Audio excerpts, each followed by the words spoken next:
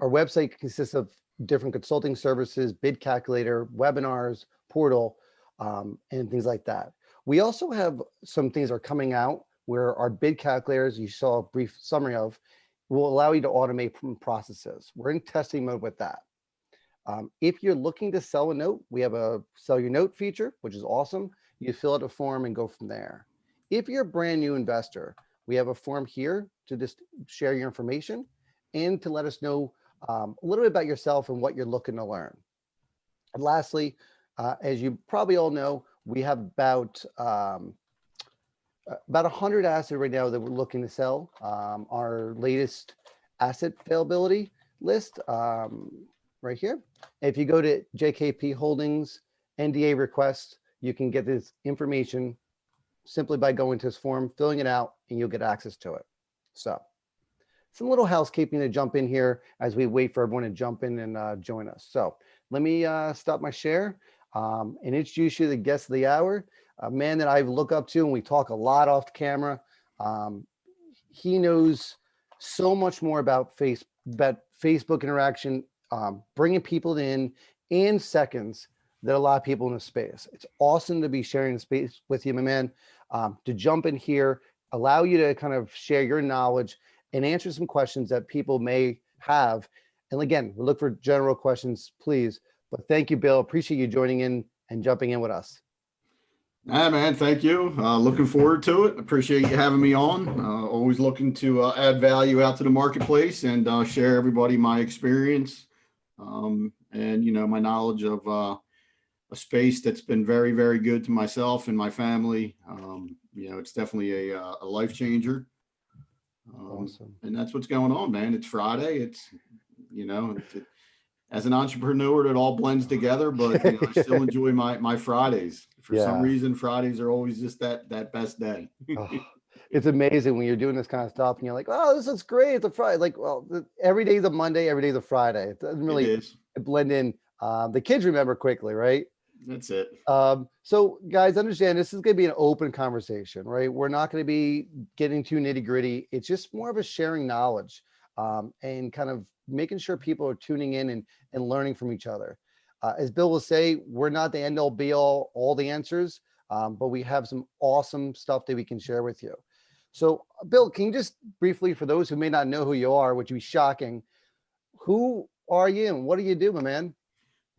Absolutely. Name's Bill McCafferty. I'm a full-time note investor. My full concentration is in institutional, residential, reperforming and non-performing second mortgage notes. I have two companies, my own portfolio, People's Debt Relief Solutions. People's Debt Relief Solutions buys non-performing and reperforming seconds. I'm a slow and steady guy. I don't have a big fund like a lot of investors in this business. It's one thing I take a lot of pride in. Don't take it for granted. Very thankful for it. But I'm able to maneuver through this business full time with a small portfolio that I build nice and slow. I'm famous for using the term slow and steady. You know, as Dave knows, there's a lot of people that come into this space, and there's a lot of people that are gone. It's not an easy space to survive in. It's very capital intensive. You know, I do leverage my portfolio with selling note partials and doing some creative stuff with collateral assignments and, you know, continually building that portfolio. Where a lot of my knowledge and education comes from and my true experience and what allows me to do this business full time is People's Mortgage Relief 2. PMR 2 is an asset management company. I offer a service to other note investors that need help managing their delinquent seconds, their non-performing seconds. PMR 2 does not own anything and it doesn't owe any debt. It's actually taxed as an S Corp. My whole world runs through PMR 2. You know, PMR 2 gets hired by different note investors. I get an upfront fee and I get a fee when I can collect on a note, either through a discounted payoff, a regular payoff, through a short sale, through turning a non-performing loan into a reperforming loan. And there's a different clauses in there that I get paid off of bankruptcy, REOs. I always say that, what's been very good for me is I get paid off the good and the bad, and I see it all. I get to experience it all. So that company alone has managed over 1,000 seconds for about 150 different note investors. And once again, that company doesn't own anything. The investor buys the asset. They pay for they pay for the legal, the servicing. They hire me to manage the whole component.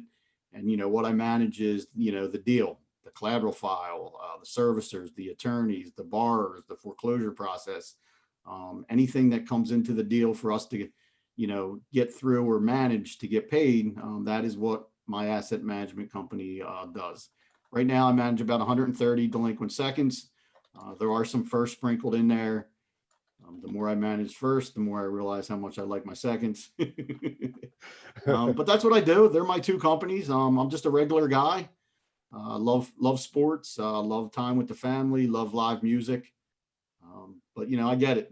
This business is powerful. You need to treat this, no matter what degree you're at in this business. If you're doing it as an investment, you need to treat it like a business, and it'll treat you well.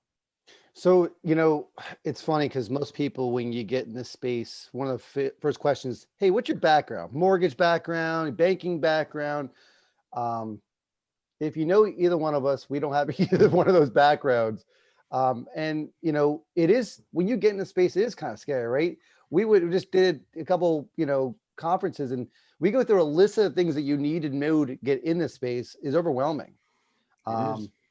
So, can you share a little bit about what you did before this? Tell me what bank you worked for, what hedge fund you did, what big stats you ran with, so that these people could feel intimidated that they can't get into a space. Absolutely. So I graduated in 1996 with a bachelor's degree in sociology and a concentration in criminal justice. From 1996 to 2011, I worked at a school for court committed kids. Took care of athletic fields and ran a shop where the kids would get a job and work for me to help me kind of take care of the athletic facilities. Did that for 15 years. But in about 2004, 2005, about 8 to 10 years into this thing, just started doing some true soul searching. If this was, this job was decent. I had okay security, good benefits. If I had to do this the rest of my life, am I okay with that?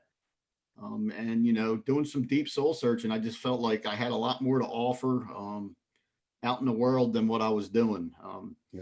Like a lot of people, I got married, I have 2 kids. They're my why and my support, and that is the reason that I set out to do what I wanted to do. But 2005, 2006, started going to local real estate investment groups. Like everybody, I saw one of those infomercials about buying real estate with no money down. And I wanted to go figure it out. Yeah. So 2006, I bought my first rental property, dove into real estate pretty aggressively, like I do a lot of things, leveraged some lines of credit, did a little bit of everything. Some things worked out, some rehabs worked out, some didn't. But what I had no idea what I was about to do was start buying a bunch of real estate and leverage a bunch of stuff right before one of the biggest crashes ever in the history of real estate. But at the same time that was happening, a goal of mine was to find real people that were really making money in this business. And I was just very blessed and thankful to be at a local real estate meetup back in 07 and 08. Met some guys, Partners for Payment Relief, mentor of mine, Dave Van Horn, John Sweeney, and Bob Paulus, very successful investors. They were forming a partnership, started seeing what they were up to. They had their mentor speak one night at this group. And it just all started clicking that, this was an opportunity that was starting to open my eyes up. So at that moment, I just, I continued with other real estate stuff. But as some stuff worked out and some didn't, it was, me investing in their fund, buying my first non-performing and reperforming second in 2008, and just seeing the opportunity. And it all wasn't perfect. Yeah. They all didn't work out, but started meeting other investors and local local meetups that we're starting to do it too. There's a bunch of us that are still in this business pretty deep that we utilize and leverage each other for, services, questions, product. A good buddy of mine, Fred Moskowitz, I met him just when this whole thing was starting to take off. Him and I are very good friends now. He's at a great level. Deepta, everybody knows her. Very good friends with Deepta. She's in the same area as me. Like 2010, Tom Dunkel and Joe Downs, USMR, big investors in this space. They were running a meetup at Camaplan, which at that time was in Bluebell. They ran a monthly note group, started attending that. PPR ended up putting out a course, learned that. And, about 2010, it was just, the eyes were like, I got to put it in the works to get out of here. I had a wife with a teaching job and good security so that we could take the chance. A lot of people want this thing to be perfect before they leave their 9 to 5 to take a chance. And I get it. But at that time, I said, you know what, if it fails, I can go back. If it doesn't, I need to do something. So I left in 2011 after 15 years. A lot of people thought I was nuts. God bless my mother. She was one of them. Like, what are you doing? But I needed it. I had to go take a chance. I did that. Yeah. Right around the same time I did that, met some other investors that were starting to dive into this business a little bit. And they're like, if we bought some notes, would you manage them? Whoa. I said, okay, maybe we can figure something out here. Because at this time I maybe have bought, about 8 notes, worked some out. Track record. It was, man. I was definitely right place at right time a lot of times, man, with this storm. I was that poster child for PPR, with their education, and they utilize me and I absolutely utilize them. Yeah. Here's a guy that, took care of athletic fields for 15 years. He's jumping into this business. He can do it. You can do it. So it's amazing, what we talk about a lot is knowing your strengths, right? And leveraging your strengths and finding those who are not so good at what you are terrible at, right? Someone that's better than you, find them and connect with them and let them do their special. We also work on our strengths. As most people know, I do the more technical side, right? But Bill just can figure things out from dealing with an asset. So for me, I got into the space just to help a friend out, got into a fun situation. I was just doing due diligence, valuing assets. And for me, I did rental properties and got into that, did the RIA space like you did. But what I found was that when we get into it, we met each other right around the same time, I think. And you went towards seconds, I went to a first. Obviously the reason you probably went towards seconds is the fun you're working with, but what was there anything else out there that seconds attract you versus first? It was just definitely the newness of this whole business. And, at the time that I met PPR and they were starting to buy these delinquent mortgages, my mind was never even on the facet of delinquent first mortgages. Just being a guy that was really starting to dig deep in soul search, I understood real estate and I always understood, I bought my primary home I bought in 2002. So, I understood the fact that, you took a loan out on a property, and then in 2005, in a 4-year period, my house value went up and I was able to refinance and pull some cash out. So, I understood that there was always loans back in properties to a degree. But when these guys were starting to talk about delinquent seconds and, I saw their mentor speak, I just wasn't even thinking about delinquent first mortgages. Yeah. So for me, it was a little different. I was in the first mortgage space, right? I was dove deep into a fund that at that time, funny to know, it only had like $10 million worth of assets. They're much, $3 billion now, but we're just doing valuation of assets.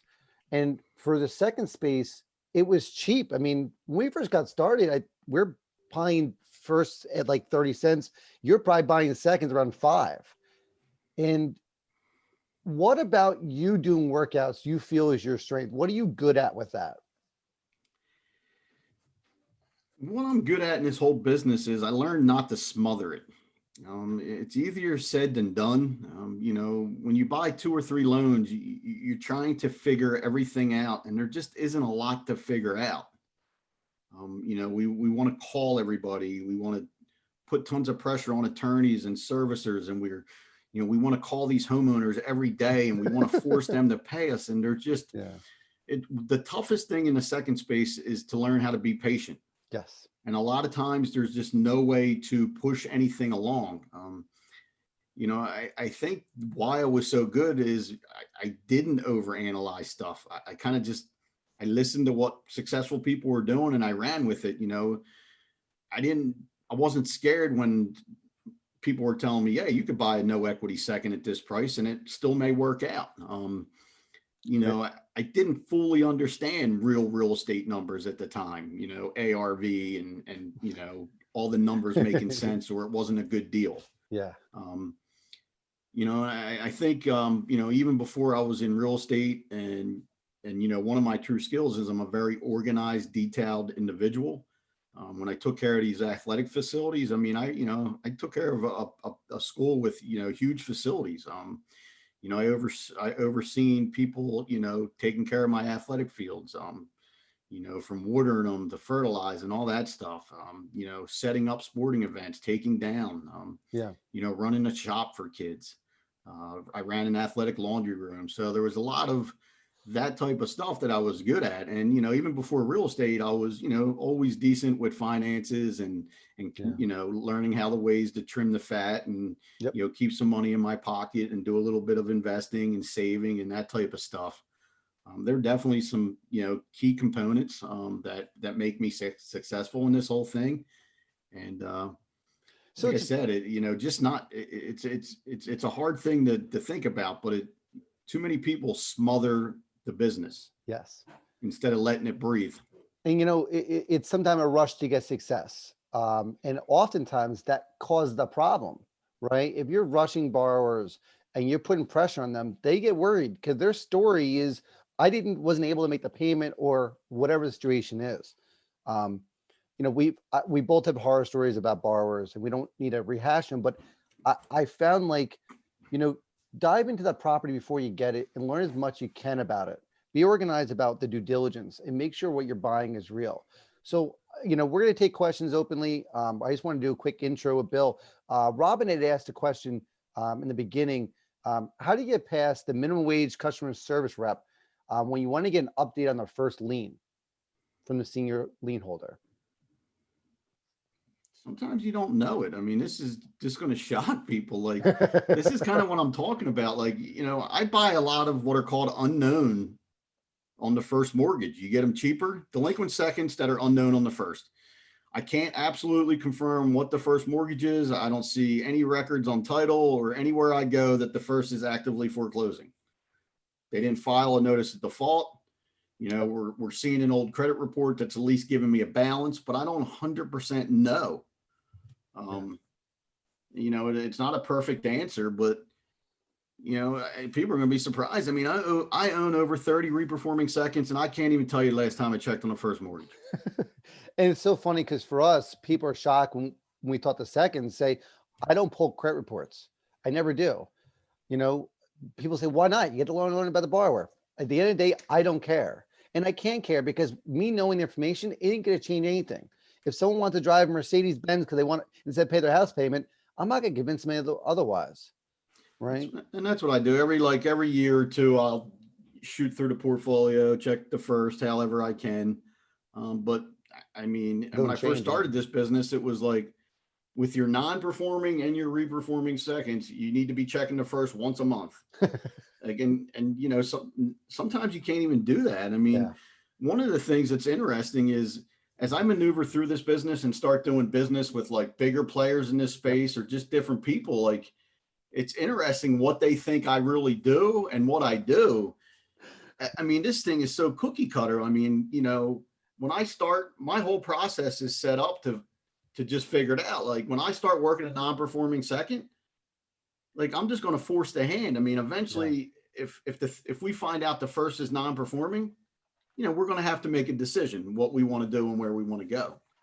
But if somebody gives me a file and says to run with it, I mean, I'm just going. Yeah. It's going legal. We're getting an attorney involved right away. The attorney's getting involved right away to check the collateral. And plus now we're on record and we're going to town. And as we move forward, things are going to come up, I may not even ever check on the first until I get it resolved. And at that time, we'll get the authorization, we'll get the first mortgage statement, and we'll go from there. It's funny, you share something I have in common. And I felt guilty until I talked to you probably about 5 years ago about this. People ask, are you using all these kind of different CRMs, different this, different that? And I felt guilty when I first came to you and said, listen, I don't think I use any of these kind of fancy dancy products. I use spreadsheets. I use a different, a free Trello board, and I track things just differently because I don't need all this fanciness, because what I do, all our loans are performing or not performing. Everything's tracked and has a date that we have to follow up on. The organization's there. Those who are getting in don't need to buy all these systems. Just have your network in place, have a spreadsheet, and really just have something to remind you when things are due. I mean, Salesforce is overkill for most of these people, right? And and with the delinquent seconds, like you said, I mean, I'm an Excel Dropbox guy. I'm very simple. I have my setup. Right now I'm looking at 3 monitors. I need my monitors. I like my workspace. Yes, that's one thing I tell new investors. If you're gonna get into space, get multiple monitors. You'll never ever go back to having just one. It's just, I could use a number 4. I mean, it's funny because I used to work off 1, then I got 2, and then the 3. It's like, I couldn't even imagine not having 3 right now. Yeah. So, Robin asked a follow-up question. When you get started, Bill, what part of the asset or note made you want to buy it? What attracted you to that loan that you wanted to buy it if you weren't looking at the equity position? The price point, and it's, like we said, when we started, I mean, we're buying these things at 5 to 15 cents. And, it was, buying off PPR, they wanted to put you in a good position. They wanted you to succeed. Now it's different. You gotta sort out the trash. I think, you need to figure out what states you want to go into. And right from there, go, if you know about bankruptcy, do you want to buy a Chapter 7 discharge? Do you want to deal with something that has been in 13 or out of 13? Start doing a little elimination that way. And there's no magic answer. I mean, it's just, you can totally overanalyze stuff. I mean, you could do so much due diligence on a borrower, and at the end of the day, maybe that borrower has somebody that has money. Yeah. There's so many weird exits in this business, and the cliche answer is, I want to help homeowners out. I want to keep them in their house. Like, I get it. Like, that's what I want to do. But at the end of the day, sometimes it doesn't work that way. And you have to get the sale. Yeah. And then as I started taking these delinquent seconds with no equity to sell, and we were starting to get bought out by third-party investors that either knew what they were doing or didn't know what they were doing. Some were mistakes, but some, like I learned in Florida, they wanted the land. It had nothing to do with the numbers on the house. They wanted the land. They're going to knock that thing down and build up something big. And as I just started seeing all these exits like developing, and the closer I got to sale, the more these people came out and the more money they had. And we jump into this space and we fear the word foreclosure. And when anyone hears me talking foreclosure, they think I want to take the property. I never want the property. Matter of fact, even when I go through a sheriff's sale and I'm in the eviction process, I don't even start thinking about the property. And this is where it was like interesting working with some of these big investors. Like, as I was getting close to sale, they wanted me doing like values on the property. Like, they really wanted me getting a fielder out there, and I didn't want anybody else involved until I actually had to lock the homeowner out. And at that time, that's when I'm getting a realtor involved, because some of these don't work and some of them do, but there's so many avenues to make money that we scare ourselves as investors because there's no equity. Why would I foreclose? I get it. Like, I never want the property, but I learned that there's so many buckets that I'm going to get paid in. And if I don't push the envelope or play the game of chicken, I'm never going to see those paydays. I mean, some of the craziest paydays were on, seconds with no equity in Florida, like I said, because they want the property, or just, stuff like that. When we get so stuck and fixated on the word equity as investors, and we think the word equity means money. Well, in the mortgage space, it doesn't always mean it. There's people with plenty of money that don't have any equity in their property because they over leverage it. Or, I mean, I'm an investor, dude. I got no equity in my property. I do that as asset protection, but But it's just, you say an interesting point, because we often look at equity and say this is what it is, and sometimes we just don't know all the details of the situation, right? We may go into a situation where we have a ton of equity and it doesn't make sense why the borrower doesn't sell the property, and you evict the person who has equity and still doesn't sell the property. And the answer is there is no answer. We don't know why it happened. The hundreds, hundreds, thousands of assets I've been touched and been involved with, and we've owned and traded. I don't see that there's no common sense in this space. There's no rhyme or reason why borrowers do what they do. As you probably see a lot of gurus like I've seen over the years, they say, well, you have to go into this note with a game plan and you have to bid it with this game plan. Who knows what the borrower is going to do or not do? Common sense is not getting involved here. It's emotion. This isn't money for them. It's sometimes emotion. A grandma who doesn't want to let go of her house doesn't want to move.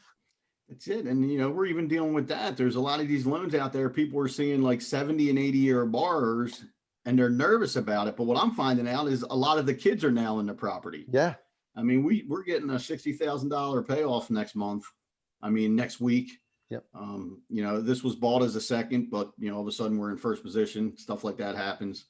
And it's the daughter that is in the house. The father's deceased, and she had no idea that the loan was even on the property. Well, Wow. She now had to go to a local bank, and she got a $60,000 loan, and she's paying us off. So it's amazing. That loan could have been easily, passed over by a lot of people because number one, it appeared to be a second. Number two, there was a very old borrower on the credit report. One thing that I've learned is it's just like you said, it's a game of emotion. And like, I get it. Like, equity is important. Like when you sell a reperformer or you're trying to leverage it. But I also watched the whole market cycle. Like I watched a lot of these no equity deals that I worked out back in 2010, 2011, and 12 are now full blown equity deals that have been refinanced out over the last 3 years. I mean, yeah. Everybody forgets about that. Like we're so fixated on the early result, and it's like it's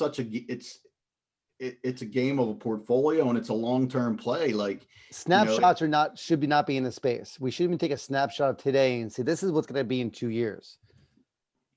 Absolutely. There's so many things have changed in 2 years, and not even just property values, in the collateral space, in different avenues. We get a lot of our assets. I hate to share too much of it, but we get a lot of our assets from investors who want to get out. Who are, hey, listen, Dave, we know you buy assets all the time and blah, blah. Can you buy these assets? I don't want to sell them off any kind of exchange. Dave, give me a number that works. And they want to get out because they get lost. They get confused. They went and just jumped in without education and they get lost. So I think that most of the people get overly scared. And so reach out to other investors. You may find that they have assets they want to sell just because they don't know what they're doing. That's one of the most common questions we get is, calling banks and getting assets, from banks. Have you heard much success from people calling banks and getting assets from them? I bought one delinquent second back in 2012 from a bank in New Jersey. But besides that, I have never called a bank and it was somebody that we knew that kind of put it in our lap. Yeah. But nah, absolutely not. Yeah. And it's what you said. I mean, a lot of the stuff that I capitalize now on are what I call tired note buyers, or just people for whatever reason. They got other life stuff going on that they need funds for, and they want to move an asset. And because they know your credibility and that you're trustworthy and that you can deliver and you can handle the documents, they'd rather sell it to you at a discount than to put it out in the marketplace or deal with anybody else. Yep. And that's what this business is. The better rapport you build with people and the better your network is and your relationships, the better deals that you're going to get. Yeah. And, we get a lot of questions. I know we put on we built some spreadsheets for people to learn terminologies. I know we get a lot of spreadsheets, and a lot of the terminology sometimes I get lost on. And, we put a product up online that helps people learn all these headers. What frustrates us a lot of times in our automation systems is headers are never named the same thing. And a lot of details on there are just details that we don't look at. So, you know, is there, when you get a tape and stuff like that, there's a lot, do you always understand all the headers and explain every single one of them? Or are you looking for particular things when you get a tape? Yeah, absolutely. I delete probably over half of the tape right off the bat, and I reorganize it completely. And it's a combination of, Yep. I know what I'm looking for, and now I'm very knowledgeable with Excel. Like, I want to freeze the first 6 frames because I want to see the address, the name, the social, and then I want to put everything in a nice organized flow, the fair market value, the first, the second, and that type of stuff. Yep. But to kind of follow up on some stuff that we were talking about, I mean, at the end of the day, I can make a decision in less than 15 minutes on, what I would buy something at what price, both reperforming and non-performing. Yeah. It's a combination of, I know what I want. I don't overanalyze. I do business with good people. And I just believe in this business. I've seen the results, and I know a lot of the results isn't because I knew everything. Yes. Yes. Actually, I overanalyze stuff more than I'm deeper into the business than I did early on. Yep.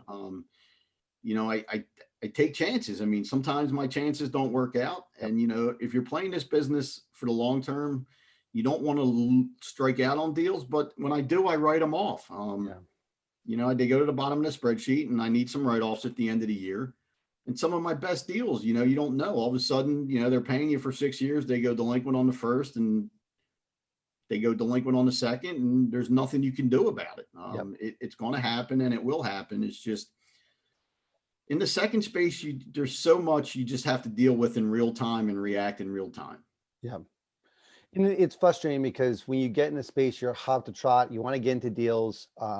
We can do the same thing. We evaluate assets in about 15 minutes. We can pull data down through our portal, and then we have our calculating bid things. But I think what people get stuck on is the small, minute things that they are worried about or concerned about. And I always tell them, ask for help. There's enough people in the space. If you come from real estate, if you're new to the space, you come from real estate, you go to RIAs, competition is pretty fierce there. If you're new to notes, it's not like that here, right?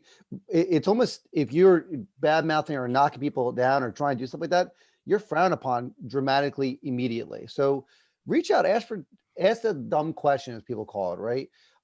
We bid everything based on the returns. So be sure when you're bidding stuff, you're not looking just at the data. Know your returns, know a little bit of your numbers. Run some kind of data to know if your returns are going to work out. Right? You look at your borrower and you figure things out from there. We look at the property and get an idea, but we're not going to the end game. Have I been in a situation where we saw a property, it looked great from the outside, walk in and it's trashed and we lost money? Absolutely.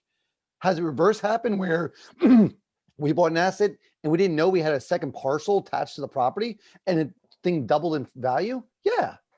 So there's things that you come across that you did not even notice that work out. So, Bill, when you're getting these assets, one thing you always say that, we started doing about 3 years ago is we used to do door knocks, hello letters, hello packages to be nice and friendly with these borrowers. We've taken on your approach. Can you share with everyone, like, what you do when you get an asset that's not performing and it's his equity situation? What do you do the first step? Are you calling that borrower? You send him a hello package, send him an Amazon card? What are you doing to get a hold of that borrower? When we first started this business, we tried it all, man. We tried door knocks, we tried letters, we tried everything possible, sending them gifts, like just everything. Yep. And you just eventually realize you only have so much time as you start working more assets. And there was no other way around it except for starting the foreclosure process. And the quicker you started it, the better off you were. And I found out early on also, like, if somebody's calling you in the first 60 or 90 days, they're calling you to tell you their problem and to push you away. They're not calling to resolve it. Yeah. So what I've done, I mean, everything that I've done and that I do now, it's all to create the process, and my systems are all to get that homeowner to me when they need me. I don't really call or email borrowers anymore until they need me, and it's the legal process that gets them to me. Now, it's a combination of everything. Now, I'm a big advocate of the foreclosure process. when we first started this business, we could buy loans directly into our own company, get them resolved, and then Yep. send them to the servicer. Now they got to be bought right into a servicer. And I like that. I like the credibility of it all. I like the servicer sending them statements. Yep. I like the attorney starting the foreclosure process. And here I come. And, I still send out my letters. And my letters aren't sent out to have the homeowner call me. It's just, it's to protect my backside, and it's to lay the foundation. Like, I still, to this day, I send out what I call, after the transfer letters, the respite and teal letters, I send out what I call my shock package. And my shock package is not for them to, if they call me, they call me. But most of the times I just want to make sure they know, and they got a packet from the get-go of, here's the cover letter, here's their original mortgage and note, here's an option letter. I put the reinstatement and the payoff from the servicer in there. So they now see the servicer name with our name, and it starts tying everybody together. There's a FTC fax testimonial, and I do some other letters, but it's just to lay the foundation so they see who everybody is. Yep. But it's an expense. I mean, and it's an expense that will put you out of this business if you're not prepared for it. But it's the legal foreclosure process that will get a homeowner to you. It's so funny because you say that. How many notes I've been involved with, the borrower had no clue where to send payments. The notes transferred hands. We bought deals where the note was bought a month ago and we're rebuying it, and they have no clue where to go with the money because they got 2 letters in the last 2 months. Who owns my loan? Is it legit? Are these people legit? So we've had people send me, hey, listen, we didn't know where to send the money for the last 2 years because Bank of America doesn't own the loan anymore. And I got some letter about some servicer that we never heard of. And you're right. Send that a welcome package and say, hey, here I am. You're going to receive information from these people. We own your loan. Here's a copy of your mortgage that we actually have. We're not just doing the note mortgage as a fly by night. We're a real company. It's a great way to transition it besides the legal letters. So, awesome. yeah, what you just said, it's true. I mean, here's a weird deal situation that's going on, and I'm actually going to try to put a price and offer in to buy this thing. But I have a homeowner calling me right now, and I know who owns the delinquent loan, and they're not doing anything with it, and it's not cool.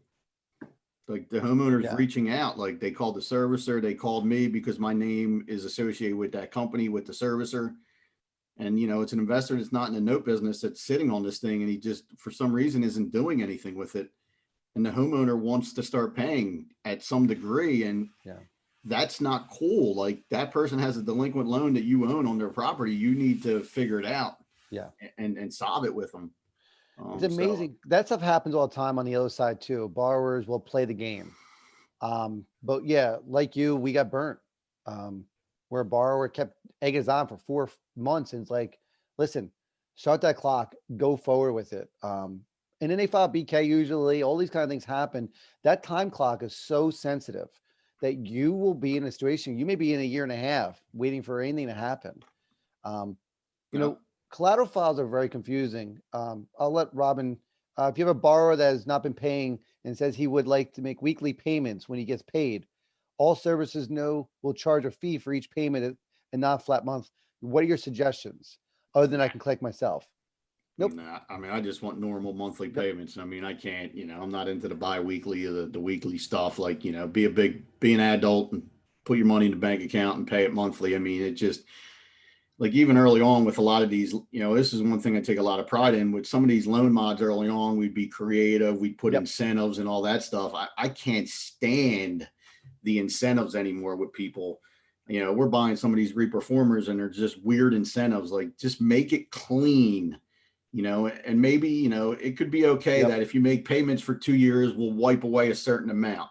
But, like, to just, you get paid next year on your tax return, you owe us some money. Like, if you're going to keep that loan, you can put whatever you want in it. But if you're going to put it into the marketplace, make it a clean loan, person paying monthly, it's got to be clean because that homeowner puts a lot of trust in you. One thing I take a lot of pride in is I put my name on the loan mods because I want my name out in the marketplace. And, I always tell these borrowers to always call me if there's ever an issue, even if I'm not involved with the loan anymore. I get a lot of those calls. It's interesting because you said that because we're just in a loan recently. We're modding now. It was a forbearance agreement. move it over to a mod.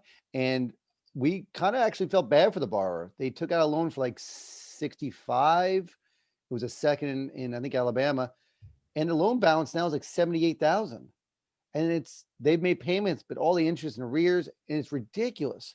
So what we're cutting the deal is say, listen, we'll double whatever payment you make in. So if you put down 3, we'll make it 6. We'll cut off 6, and we'll take 20 grand off your premium, your principal, because it's just at this point we're just eating them alive on a deal that they're just what it is. So we're knock off 20 grand.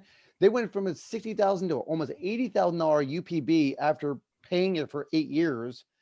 We're moving it down to 52 grand because it makes sense, right? They're going to do what's right. And I could sell that thing in a second if I wanted to. And I've grown and I've adapted to try to keep my world moving and my business moving. But, I work for a very good buddy of mine in this business, a very good friend of mine, and I love the business that he puts my way, but I'm not a fan of what I have to do for his loan mods. And, yeah, this is how I deal with my own loan mods. Okay. A homeowner owes a UPB of 50 grand and they owe 20 grand in arrears. If you can pay me maybe 5 or 10 in arrears up front, I'm going to defer the other 5 or 10 or give you some credits, whatever. Yep. If you put 5 down, I give you 5 credit. We're going to defer the 10 to the back of the loan and we're just going to amortize the 50. Yep. This client, he makes me, homeowner puts 5 down. He takes that remaining 15 and he wants me to roll it into the UPB and amortize it again and charge interest on recoverable legal fees, late fees, and owed interest. And that's not cool and it's not clean. And it's, yeah, like we always talk about, you stomach a lot, and you sacrifice, and it's an emotional space, and you're going to make money either way, right? At the end of the day, learned, and I've catered to that, but I'm not a fan of that. And he knows I'm not a fan of it. I mean, I've always been in the advocate too of I never went over an 8% on an interest rate. Oh, really? He's got me up in the 9s and 10s, and I get it. Like, this fund needs to liquidate all these at the end of their fund, and they need to have them as marketable and as up as they can. And I get it. I'm just, I've been out of my comfort zone a little bit over the last 2 years. With seconds, we usually it'd be depending on what was the year before. We're usually in the 8 9s. For first, we're usually in the 7 to 9 if we can mod it that way. 7 to 8 really. So it's interesting to hear the different perspective, right? And is there a right answer? No, there isn't. Whatever you feel best is for you and what you think that borrower can pay. So one of the things I always look at is that financial documents, when they send information, you want to make sure you're not making a loan that will fault in 6 months. Make sure they have the money. I mean, people want to promise anything to keep their home, and it's stupid to do things like that. We had a lot of phone calls from people who were looking for our consulting services, similar like you, and they say, well, what? It's money. Well, at the end of the day, it doesn't work, right? When we reach out to our borrower, we're trying to help them successfully do it, but we're not going to be Mr. Nice Guy all the time unless they're able to come to the table with something to help us out. We're not giving out stuff, but and that's the nature of the seconds. Like, you deal with some of these smaller balances, 10, 20, 30, 40, you can get the higher interest rates on them. Yeah. If they start getting up higher, you got to go with the lower interest rates. It's just the way it is, because it is about what they can afford. And, sometimes even, with like this particular client, he plays the big equity game, and it's like, they better afford it or I'm going to take their house. Like, that's not how I do this business, but I manage assets for clients, and I need to keep my business moving. So I adapt to what they want. The fund I came from, same idea. If there's equity, I ain't going to do any deal with you. You pay it up or foreclosing. Hardball, boom. We're not doing forbearance agreements. We're not doing mod. You come up with that 20 grand or you're going to lose your house. And it's like, holy crap, if there's equity. Sell the house and give me my money, because it's a fun situation. When you're in a smaller space, we're not doing that. And when I bought my first loan in 2012, my perspective was equity deal done. And I've learned over time, it just doesn't, I've got more payoffs and more beneficial and more be able to resell that loan so much better than having a situation where in a year from now, they're defaulting. So I think there's a question from Catherine here. In your welcome pack, are you letting them know that you're starting foreclosure, or do you give a borrower a certain time to respond? So after my shock package, I send a second letter out that has my option letter, and it's just a no response letter letting them know, hey, reach out. Company's going to start legal soon.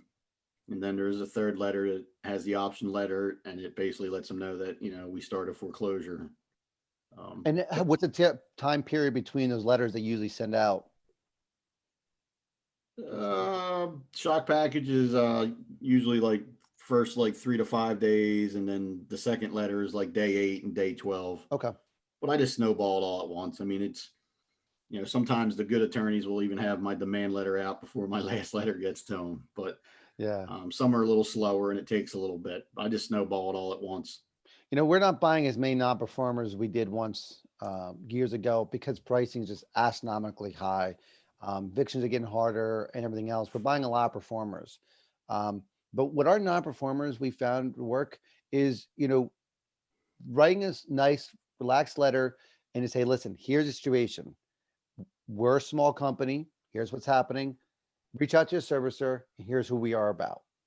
You know, just letting them know that we're being serious, but we're not Bank of America. We're not going to, we can, if your previous lender was unable to do a loan mod, we may be able to do it. So please reach out because a lot of these borrowers are scared. They're timid. They've been told before, no. Nah, all day long. And I'm the same boat, man. I mean, as deep as I am in the non-performing space, I bet you, my last 20 purchases, probably 16 and 17 of them have been reperforming seconds. Yeah. It's pricing we're up. You're getting these off your yield. Yep. And if you're playing this game long term, you see what's going on in the marketplace. I mean, people are refinancing left and right. Like if I can buy a reperformer and get a 15K, Yep. coupon, loan balance discount, doesn't matter what my yield is or how small the payment is, I'll take that. And I'll take the refi. Yeah. The worry about that is that when there's a low payment, we're always worried about having to pay that servicer fee, right? If you have a $150 payment and you're paying $30, whatever, to a performing servicer, it eats a lot of that dollars. Do you want to hear what we think about the increase of defaults or not to defaults? What's your, I guess, the state of the market? I know I'll be talking next week about that with another guy in the space. What's your thoughts about this whole next 6, 8, 12 months of increase, or what do you think defaults are going to be like? I mean, it's scary, right? I mean, who knows what's going to happen with, defaults or reperformings defaulting. You could scare yourself out of this business every single day by thinking about a lot of the horror stories instead of just playing it and reacting in real time. I mean, it's going to happen. I mean, I was talking, not to get sidetracked. I mean, I was talking to an investor before we jumped on. Yeah. A new guy who just, watched the DME last week. And I've been saying this since I got in the business. Sometimes if you watch a presentation from a servicer or an attorney, they'll scare you out of this business. Yeah. And this guy was scared to death after listening to the attorney presentation last week. It was a lot. And yeah, it is. I mean, and I get it. Like, compliance is real, regulations, and you got to keep it clean. But a lot of people can talk you out of this business very easily. But on the flip side, I think, do we think there'll be a lot more defaults? Will this, I'm tongue in cheek, do we have the 2010, 2011 mass amount of quantity of assets that were there? Will we have anything close to that number? And I don't think we will. I don't think the numbers, and I want to give you one example, Robin, why I don't think so. There's so many more people in this space in a bigger echelon of hedge funds than there was in 2010. There wasn't a lot of mom and pops and there wasn't a lot of funds. So, there may be the default level close to what it was, which I don't think it will be, but I also don't think that it's a trickle down as much as we are. But what Bill's saying is don't go hoping, Bill, if someone asked, should I sit on the sideline with some cash or should I get in and invest? What's your thoughts on that? I mean, you have to be smart as an investor. I mean, I came out of this year and every year my goal is to buy 12 assets, if it's reperforming or non-performing, and the goal is to buy one per month. So when COVID hit, I didn't buy anything at the point, and I sat on the sidelines until June. And then, I said, I can't just sit here. So, I ended up think I bought 8 so far, just between June and now. One non-performer and 7 reperformers. Yeah. And once again, I mean, I'm buying reperformers right in the market where in a few months people could start defaulting. Yeah. It may happen, and then I'm just going to have to deal with it in real time. And we've talked about this a lot, like with the deals. Like I get the word yield, and I buy my reperformers based off yield. I've never bought a non-performing loan thinking about yield. I know this business works. I know some yields are going to blow you out of the world. Some are going to be okay. Some notes you can sell, some you can't. But I've never bought a non-performing second based off what my prospective yield is. And same thing, like as much as I buy a reperforming second based off my yield, sometimes the yield might not be there. You can't be scared about it. You might have to throw some legal at it. You might have to clean it up. You might have to renegotiate. So everything happens in this business. And it's what I've said a few times on this calls. You just have to react in real time. It's a very easy business to talk yourself out of. Yeah. And, I hear a lot of people who are getting new or been in the space maybe 2-3 years, adjusting their pricing, right? Well, the sellers won't sell at the yield I want. So I'm going to drop my yield down. And I tell people over and over again, don't drop your yield because of what the seller's telling you. If a seller's telling you they're going to sell it at a 6 yield and you can't stomach a 6 yield, don't buy it. Like, don't be intimidated nor be motivated by someone buying, hey, he bought 8 loans. I got to buy 8 loans. The numbers aren't matching. Don't buy it. I hear a lot of people trying to chase the deal and try to say the numbers don't work. And that's okay. It does. And, it's kind of what, you and I've talked about and, that I feel is a little different about the second space. It's like, it's so much more about the portfolio than it is per deal. Yep. And, a lot of my decisions are based off my portfolio rather than the deal itself. And it's, like I said, I believe in this business so much and, my systems and the way that I handle things that, a lot of times, with the non-performers, I just buy them and I play the game and I see where they land. And sometimes they work out. Sometimes they're singles, doubles, triples. Sometimes it hits a home run. And a lot of times the home runs aren't home runs that you saw when you bought the note. It's just the way it ended, either through a sheriff's sale or a homeowner getting access to capital that they didn't have, and stuff like that, and there's been so many deals that I've capitalized on that when you look at it on the surface, you might not have ever bought that loan. Yeah. Whereas ones that look great don't turn out good. It's like the second space. I say it all the time. Like we see equity and we think money. It doesn't mean the homeowner has money. Yeah. Some of the biggest, upfront arrears payments came on no equity deals. And that's where the returns start getting crazy. And like I said, I get it. Equity protects you. When I buy reperformers, I want to buy with equity because I want to get cashed out. But that's what fluctuates your return. You want some great returns, you're going to be buying some not so great equity deals. Your lower equity deals, you're not going to get huge yields on. Yeah. It's amazing that, we make it sound so simple. And in some of the aspects, it is simple. Knowing your numbers, knowing what you're looking for, and knowing what you have a stomach for, right? For those who are new to the space, what do you suggest them doing? This is one of the most common questions asked. What do you do? You're watching this, watch DME or watch this, and you say, this new person, I'll give you my answer as well, but they're day one. What should they be doing right now? It's kind of what we talked about a little while ago. It's like, we buy these things and we want to smother them. You're better off working on your processes and your systems. And it's a cliche saying that you hear, but it's like my wife says, how long can you work on a spreadsheet? Like, well, my spreadsheets are a lot of my processes. It's how I keep track of everything. It's how I keep flow of everything. When COVID hit, I put together a 200-page business manual. My business is just me. There's nobody else. Did I have to do that? No, but I now I have a business manual. If I ever hire somebody or, with compliance and regulations, I have a full business file of, FTC facts, the Fair Debt Collection Practice Act. I have my business manual. I have my processes. I have all that stuff in folders. And you know what? Nobody may ever see that stuff, but Yeah. that's how you run a real business. Yep. That's how you move forward. At some time, you got to take the leap and buy an asset and figure it out. Sometimes people buy these smaller balance seconds just to get their feet wet. But at the end of the time, even the smaller balance, you're still going to spend the same amount of money on legal and all that stuff. And, Yeah. Just put yourself in a good position. I mean, at some time you have to take the chance. I am a big advocate of, try to buy a reperforming loan before you buy a non-performing loan. Yeah. So learn how to go through a transaction. You get credibility with a seller. You learn how to set it up with a servicer. Maybe you collect payments for a year and then sell it, or maybe Yep. you keep it, but you get cash flow from day one.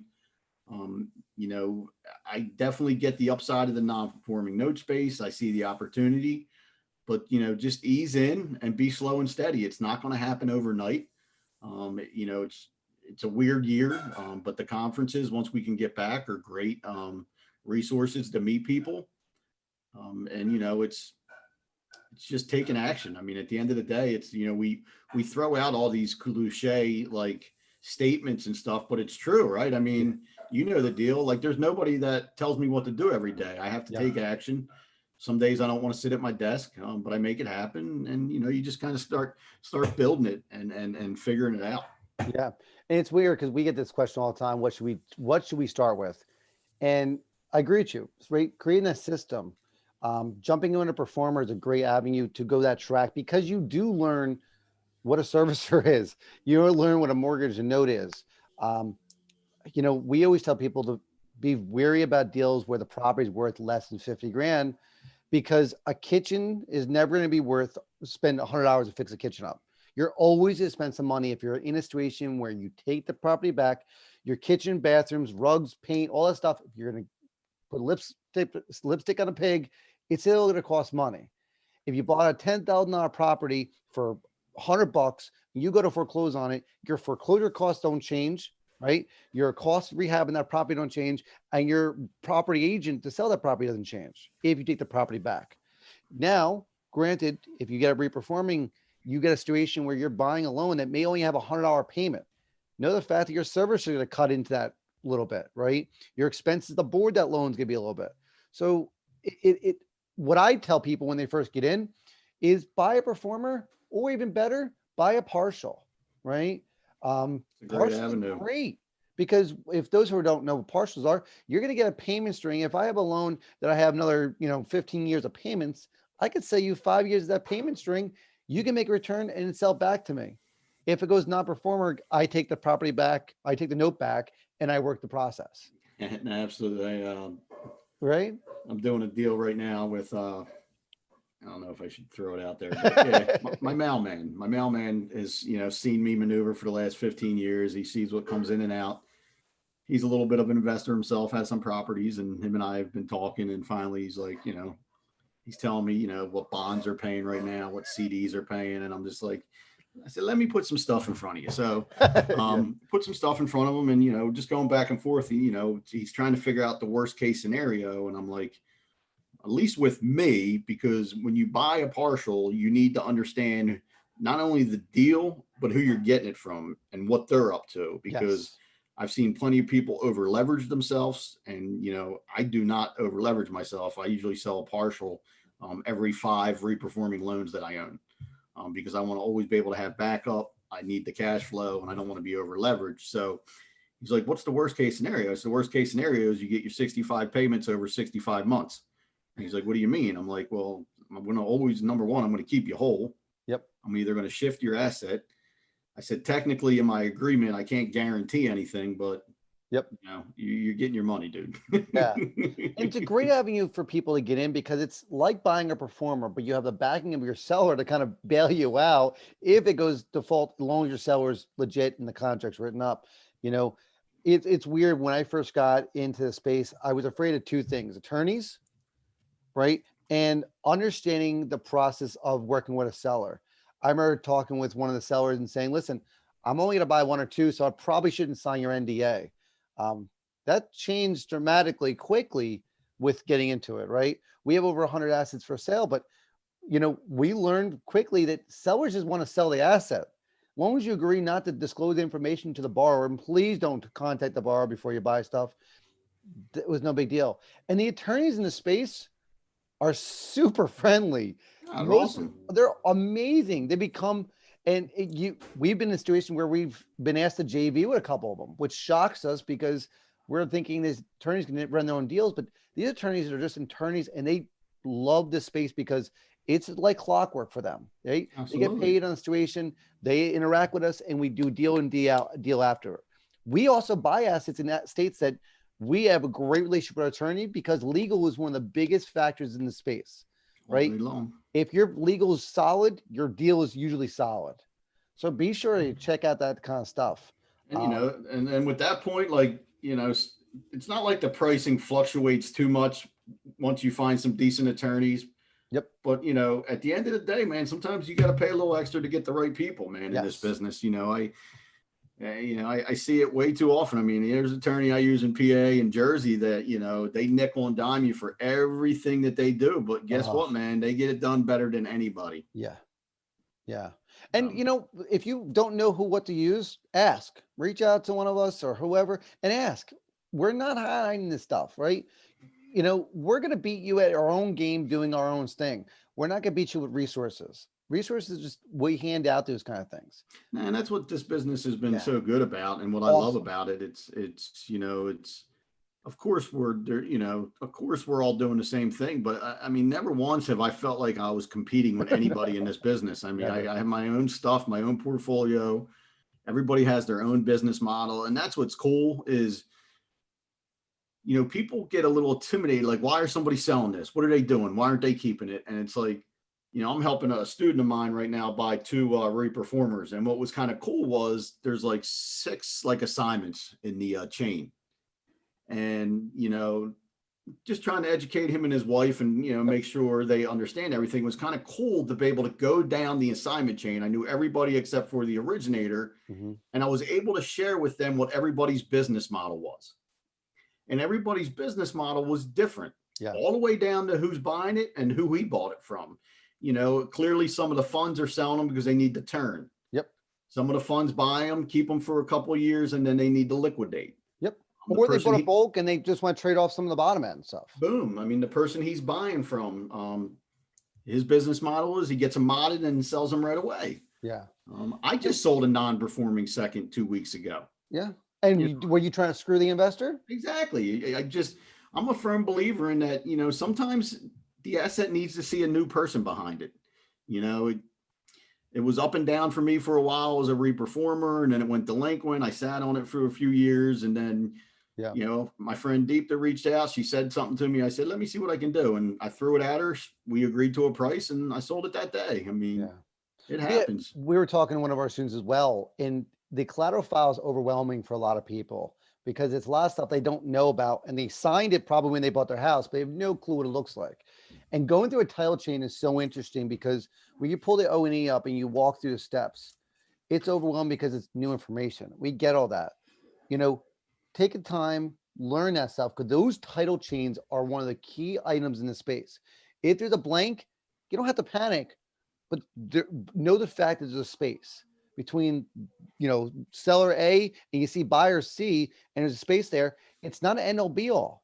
Just understand that whole process. We walked one of our students through that, and it was amazing. Their ideas like, whoa, the chain is broken here, but it's fixable. Absolutely. Hey, listen, we know the seller and we know where that situation is. We can reach out to them for you. And we've done that. That's the name of the game, dude. And I say it all the time. And I say it with note sellers, but I mean it with the whole business, like credible and reputable note sellers. It just means do business with good people. Yep. I mean, I have a client right now. He's real fixated on this affidavit that he thinks he needs because the note seller is going to, not the person he bought it from, but the person that she bought it from. They only said 30 days and they're going to disappear. I'm like, no, I know the person. Whatever we ask them to do, if it's 2 years from now, they're going to do it for us.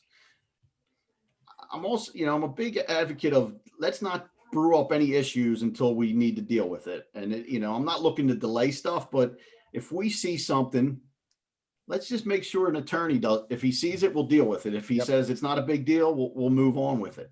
Yeah. That's what I've always liked about this business is Man, when we first started buying these collateral files, sometimes there was just like, I mean, there was nothing in it and we had to get everything done. Yeah. Like, I get it. Like, and that's why it's That so was important to scary. do. Yeah, it's Oh, important to do, business with decent people. yeah. And we've all taken chances, but everything can be fixed. It might delay it a little bit or it might rewind it. I mean, I even learned something this year. I've Yeah. always felt like blank endorsements on the note always needed to line up and be filled in. And I just learned this year that an Sometimes good. open-ended endorsement Good. means anybody can collect on it. It's So like it's like a blank check, right? If you find a blank check on the side of the road, boop, right? you're always State- learning in this Certain business, and you're states never allow gonna, that. and Yeah. you're never gonna learn everything. And that's No. what people try to do before they dive in. Yeah. And you're never gonna learn everything. Yeah. And it because you watch webinars and conferences and you get overwhelmed and it's like, whoa, and you hear all these compliance issues and whatnot. There's so many ways. Just talk to your attorneys. We talk to attorneys when buying a file and say, hey, listen, what do we have to watch out for here? We used to read our own collateral files. Sometimes we still do, but we always want an attorney to look over it, make sure we're not missing something stupid. Yeah. Because it's just at the end of the day, if that collateral file is not legal or something wrong with it, we may not be able to collect on it. I mean, I had an investor inbox me yesterday. He might actually be on this call, and I still need to investigate it. And I don't know, maybe you can bring some Yeah. light to it. But he was being told by an attorney about, having to pay off the first mortgage when he foreclosed, from the second position. And No. I went through my records and I only had two that I actually went through the sale in Ohio, but both of them I went through subject to. Yep. And I didn't have to pay off the first. Now the one, we're still waiting to see if the third party that bought us out at sale is going to follow through.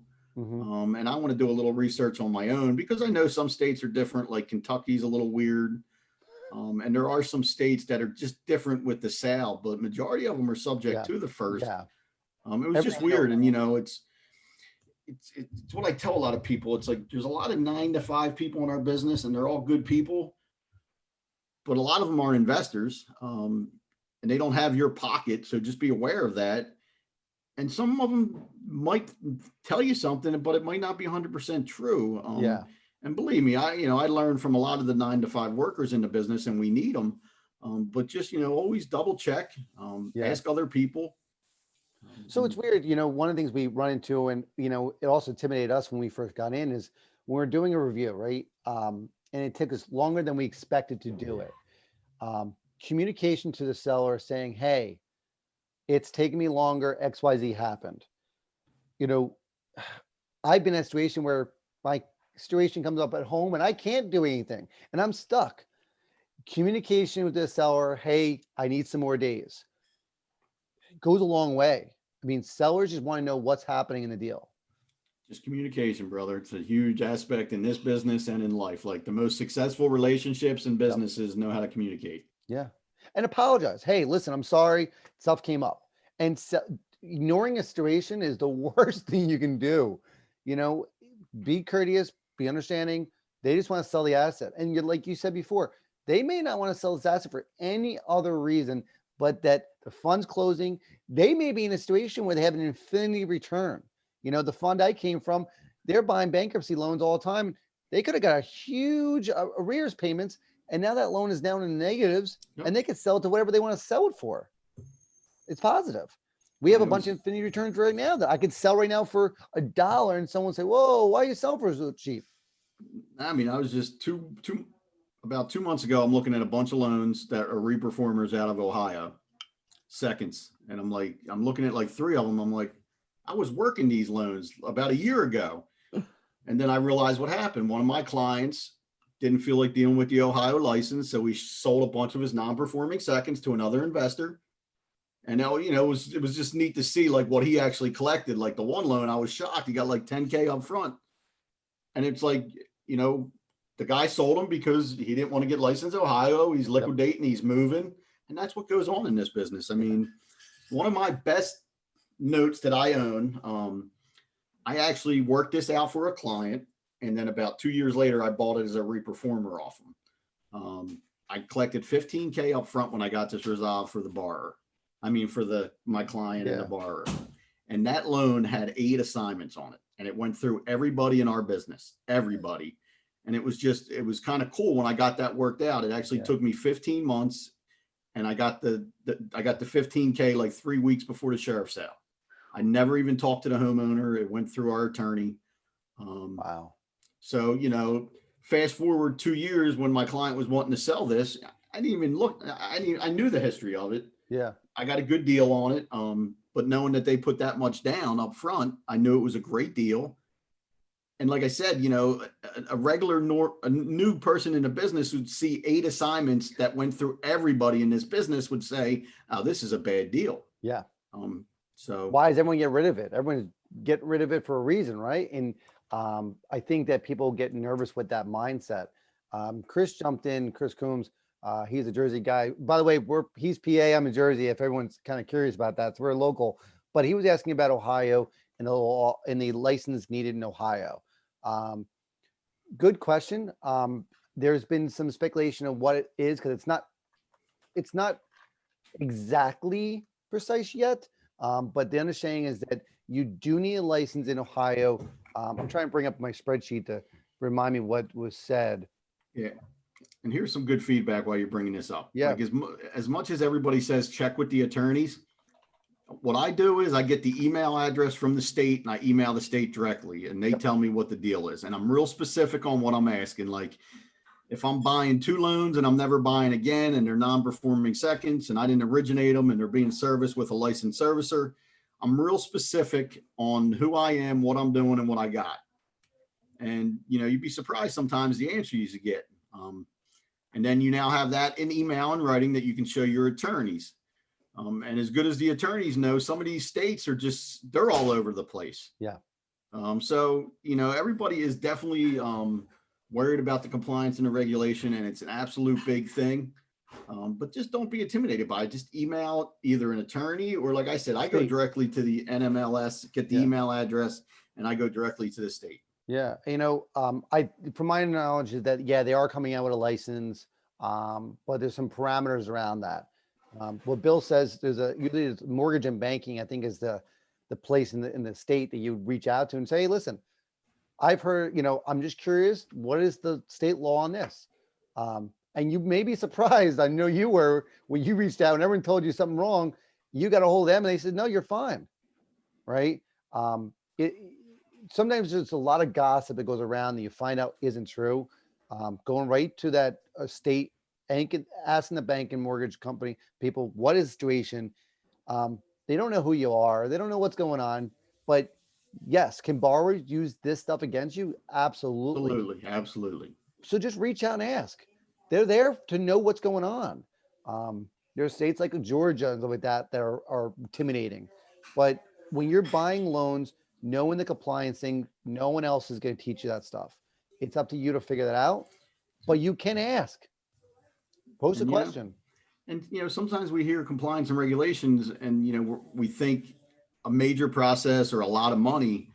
And right now, where we're at, when I first started, we could buy in all 50 states and not even think twice about it. Now maybe you need to pinpoint 2 or 3 states. Yep. And just get compliant and regulated and figure it out. It might cost you a little bit of money, but what you're going to do is you're going to put yourself into states where tons of investors don't want to go. And there's going to be a lot of deals. Ohio that most people never talk about. There's a $10,000 bond when you're going through foreclosure that most counties don't actually implement, but it's on the books. So if I told you bought a loan for 40 grand and you have to put up a $10,000 bond in foreclosure, you may be worried. So, but how many times have I had to put the bond up? I haven't. Right? Have I got lucky? Absolutely. But there are certain counties in Ohio that I won't buy in, but it's not because of that. It's usually timelines and and I get it. Like I used to love the state of Washington. I used to love Maryland, and now I don't do anything there because of what's going on. And, as a small investor, I've been able to bounce around, but it is getting more difficult. And it's what this business is. Just figure it out and, make it happen, man. Yeah. Just plug in and ask. It's the biggest 2 things. Communication with other investors. I ask questions all the time.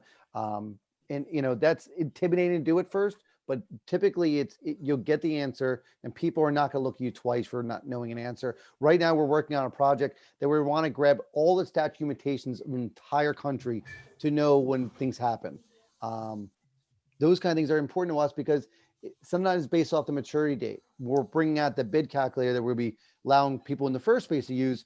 Um, it will have statute of limitations involved in that. And we're trying to figure out the trigger points, maturity, date of last payment, and the different things. So if anyone has that information, feel free to let us know about it. I'd love to. We have some states, but we want more. But those are the kind of things we need to know, because if you're past statute limitations, some states allow you to do certain things, some states don't. But again, I just ask, right? We're getting close to an hour and a half here, man. I didn't realize how long it's been. All good. You and I think we could talk forever on this business. So if anyone had any particular questions before we wrap up, I want to make sure we answer anything. And I know there's gonna be questions afterwards. Most of the time I get more questions after this runs, but if you have anything you want to ask live, please do. As we said before, I'm more in the first space. I've been doing this since 2010. I've touched hundreds of loans. I've done due diligence on thousands. When I work at the fund, we're doing 3,000 per a month or so. Pricing has changed, but just don't be intimidated. Reach out, talk to people. I know, Bill has some education courses, mentorships. I have some mentorships. We're coming out with a beginner course and mentorship. We have consulting services, and it's nothing else than helping those people who are just lost and need someone to have a one-on-one conversation with and interaction. Understand our time is valuable. We have kids, we have a wife, we don't all good stuff. And we want to work on our business. We want to help, but we just can't give it away everything that we need to do. We do what we can. But I appreciate compliments. This is kind of just a roundtable talk, and we'll probably do it again. But I wanted just to touch base, interact with you on a Friday afternoon. Hopefully we don't get any rain here, man. Let me know if it starts raining over there. But nah, it's good. The sun's out here. It was a hopefully little foggy and drizzling this morning, but all good, man. Football tonight, high school football. So yeah. ready to rock. Oh, well, man, I appreciate you jumping in here with me for a few minutes, and I appreciate those who are watching live. It's awesome to see people jumping in here. It's good to connect, man. Well, I'm sure we'll see each other soon. All right, brother. I appreciate it. Thanks, everyone. Take care, guys. See you, brother. Later.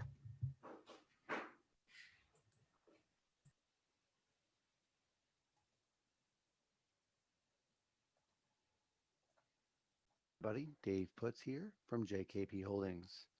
As we get started, we always cover some housekeeping items.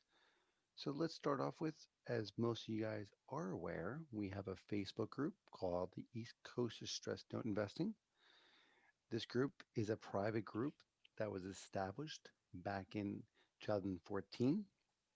This group is geared for note investors to answer and ask questions and to network.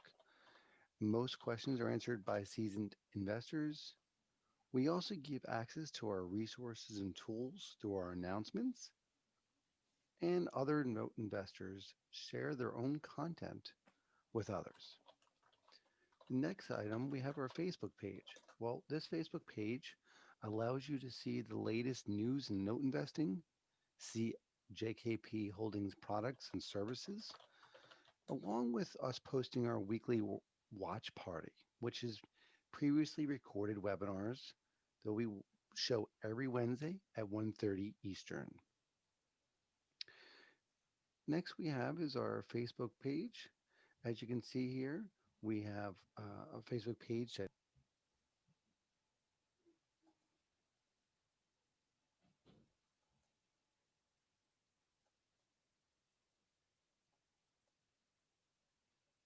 has all kinds of tools, resources, and other things. From our first page, just a little bit about us and a welcome message.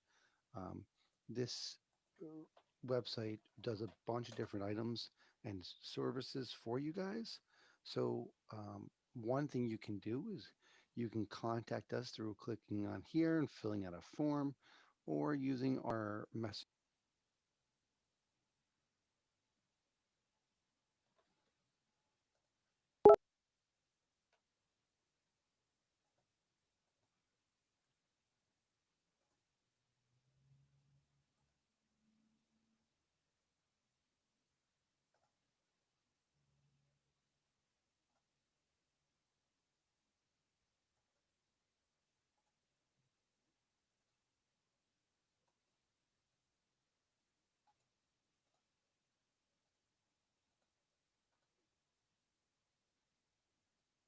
investors, but we'll be posting more and more content in the coming months. So if you are a new investor, we have a new investor form. We ask you guys to fill this out and let us know a little bit more about what you're looking for as we're creating a product that will assist you and it's a be a series of videos about different topics of note investing. So we're looking to help you guys out. We have a section called services.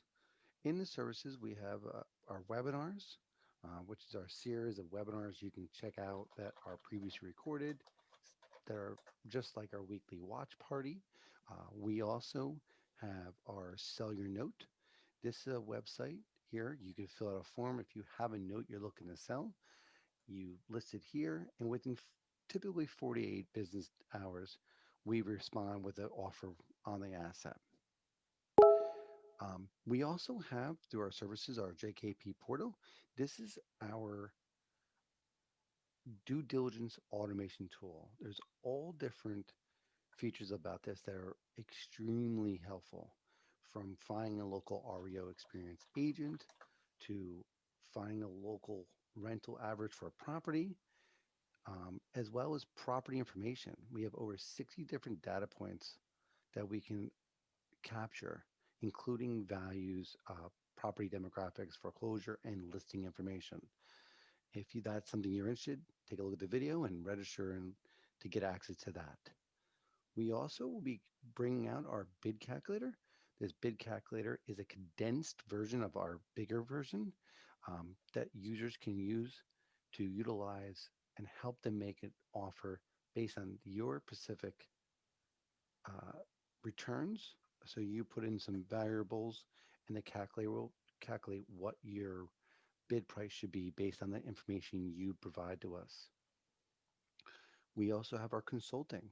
So if you're stuck on a project or a deal or you need help with due diligence, looking for spreadsheet assistance, schedule a 30-minute call or screen share with us. And lastly, we have our products page. We'll be adding more to this as we go along. We have our 13 recommended indicative offer questions that you can purchase a spreadsheet of that information, as well as our tape headers defined in bid calculator recommendation items. So if you're not sure what a tape header, phrase in a tape means, feel free to check that out. And if you're looking for what should go into a bid calculator, we help you with that. So definitely dive into our product section and order those items so you can get the information you're looking for. And lastly, and most importantly, if you are looking for assets, we have just over 100 available assets for sale right now. So all you need to do is go to our NDA page, NDA request page, and you'll get a form. You're going to fill it out and get a link sent to your email so that you can get access to our electronically completed NDA form. If you are an investor who's looking to sell your asset, you can also let us know that, and we can add that to our list of available assets and help you sell that. Now, get ready for some great content.